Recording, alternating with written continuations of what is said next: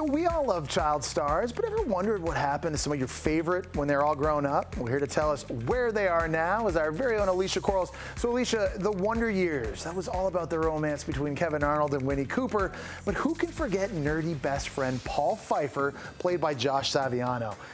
The Wonder Years, that wrapped in 1993. What did Paul do after the show was done? Well, he quit acting and decided he wanted to be a lawyer, so he went to Yale, studied political science, and then went to law school.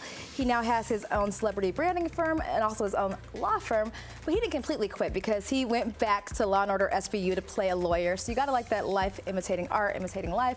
He and the cast, though, did reunite in 2014 for the DVD release of The Wonder Years, and we've seen him out and about with Fred Savage at a hockey game having fun, so they're all still tight, and he's got that legal degree. He's good. Yeah, he's good, but there was a crazy rumor that Josh somehow turned into Marilyn Manson.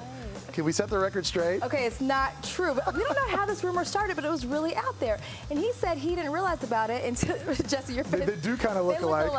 He says Donica McKellar, who played Winnie on the show, emailed him, and she said, you know, there's this rumor going out about this. He didn't know who Marilyn Manson was. He was in college at the time. So he and his friends said, we're going to go to a concert, Marilyn Manson concert, get you on stage with him to put the rumors to rest. They never did that. And he said, to this day, once a week, he still gets emailed about it. Before and after. I'm telling Before and after. Anything can happen. Though. You put makeup on a dude, anything can happen. That's true. All right, Michael J. Fox, he was definitely this breakout star from the hit show Family Ties, but all the kids that appeared on that show, I thought they were really all great. Whatever happened, though, to the youngest member of the Keaton family? Remember Brian Bonzall? Yes, I mean, he was that kid in the 80s. So he had the first stage mom, a momager, who was also an actress. She kind of ruined things for him on that set. She complained that he was being treated like an adult, that anytime he was having fun, they would make him work, which is what he was paid to do.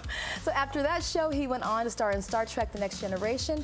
He quit acting in 1995. He had a couple of arrests in 2007, 2009 for domestic violence, but now he's doing well. He's married and he is in a rock band. Okay, so he stopped acting after Star Trek. Yes. So what's he up to now? So now he's in a rock band. He got married and then he stopped acting in 95. He's in a rock band.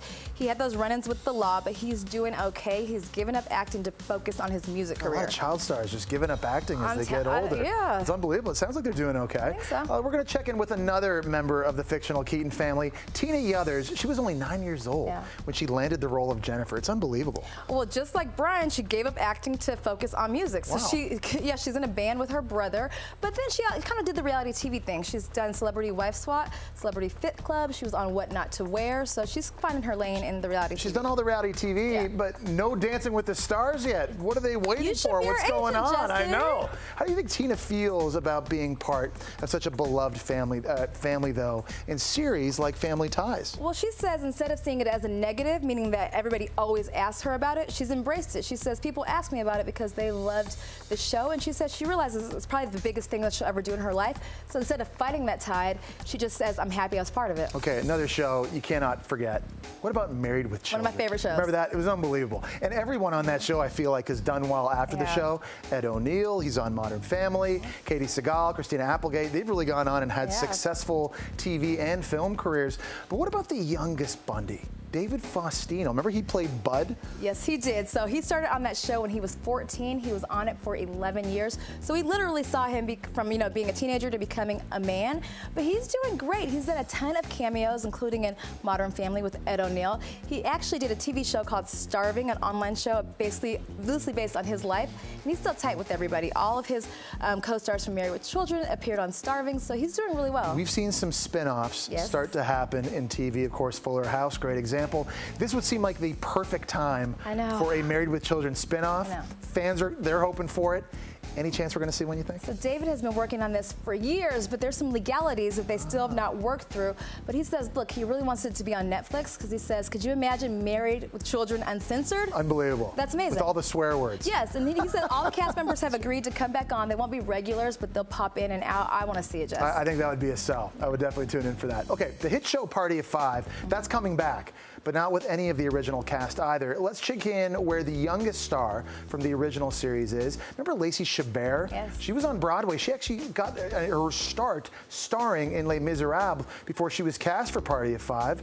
Was that actually your first TV role? Was it Party of Five? It wasn't her first TV role, but it was her biggest role. So she landed that job when she was 12 years old. She was on the show until 2000. Of course, she's gone on to keep acting and doing voiceover. She's done 12 Hallmark movies. Says that she loves to do them because of the messages. And also, we can't forget about Mean Girls. I mean, that's one of her biggest parts, period. Iconic. And I've actually spoken with Lindsay Lohan. Lindsay actually told me herself that she's down to do Mean Girls too. Yes. So I'm sure Lacey is as well.